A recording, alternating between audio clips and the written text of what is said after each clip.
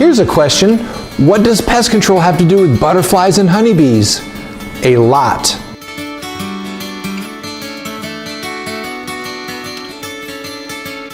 Hi, Gene here. I am very excited to bring you this video series, Pollinators and Pest Control. We're following one house through the entire pest season so you can get an idea about what we do to manage a property and hopefully get some ideas about what you can do around your home as well. The unique thing about this particular house is the homeowner's passion for honeybees, butterflies, and birds. So come with me, let's go down to the property, check it out, and see what they got going on.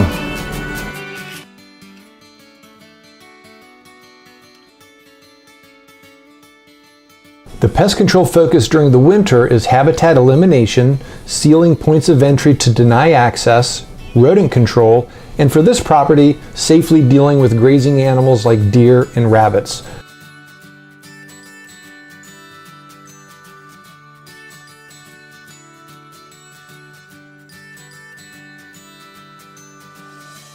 Okay, well, we made it to the property, and the first thing I want to show you, you can see here we have this line of stumps. The homeowner took out some large shrubbery, and so what we're going to do, this is a potential termite problem for the future. So even if they flush cut the stumps or try to get them out as best as they can, it's still going to be tough to get all of that material out of the ground.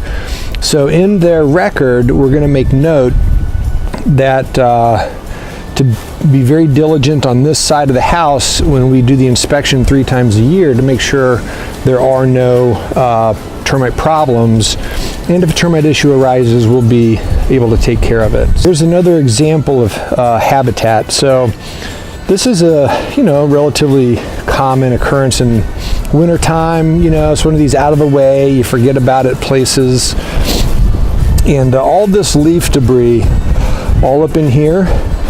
And there's some on the other side of this box here, all down the fence. But this is perfect habitat material for crawling insects. And what happens is this will, if it is not removed, this will kind of biodegrade over the winter. It will form a very, thick, heavy matted carpet of leaves, and almost guaranteed it will be, ants, millipedes, spiders, everything. They just love this type of habitat. So removing this before next spring will go a long way to reducing insect populations around the home without having to use any pest control products. So again, habitat elimination. One area of habitat that a lot of us forget about is the gutter system. So what happens if we don't get this gutter system cleaned out, these leaves again will kind of biodegrade over the winter.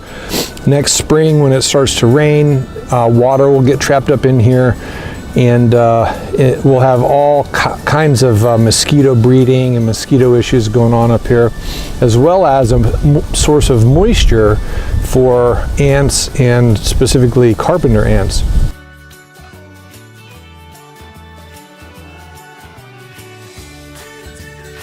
Here's an example of an access point that we can solve by closing it off. That gap there by the door in the door jamb is it's kind of a mouse superhighway. So closing that up and repairing it will help keep mice out of the house without having to use any pest control products as well.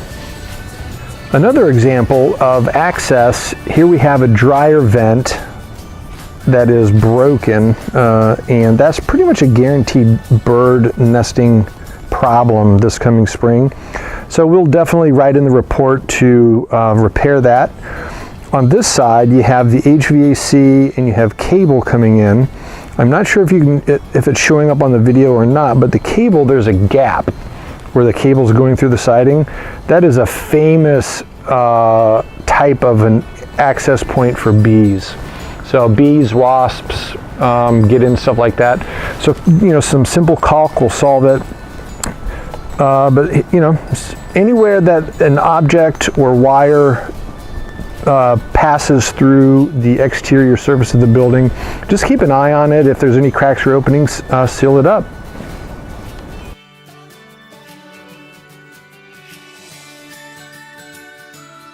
one of the unfortunate realities of pest control is rodents and having to deal with rodents. So we have a rodent box installed at this house. It's a bait box. They're in the woods. There's a lot of rodent activity, and they have perpetually had problems with rodents getting in the house. So I just want to show you what it looks like. So we'll install, when necessary, we'll install some of these boxes around a structure. But this is, it's pretty active. What happens, or this particular box is pretty active. What happens is, so you understand how these things work, the animal comes in here, they have to make a 90-degree turn, they come around this corner, they have to make another 90-degree turn to get here. This is the bait. And these angles and turns that the animal must make to get to the bait makes it impossible for large animals to, get in there and do that. So really, a Norway rat and smaller size animal is what's going to be able to get in here and have access to this bait. But I'm going to go ahead, remove this old bait, put some new bait in. We document what's going on here inside the lid. And but when necessary, we can install a rodent bait station to keep rodents out of a structure. So that's that, and we'll see what else we have going on.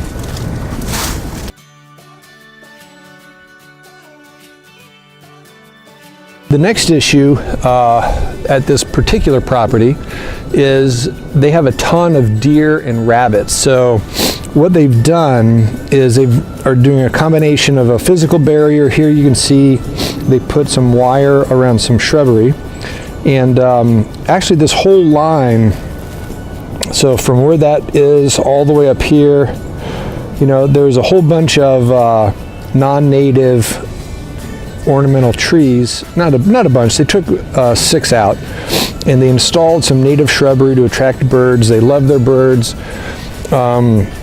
This side over here is, all this over here is butterfly garden for pollinators, so it'll be interesting to watch that as the spring goes on. The challenge outside of a physical barrier, sometimes fencing and stuff is not very attractive. There are repellent products that can be purchased that work very well. So if you have a problem with deer and rabbits and you don't want to put a lot of physical barriers in place, you can definitely use these repellents. They're a little expensive, you have to keep applying them, but they do work.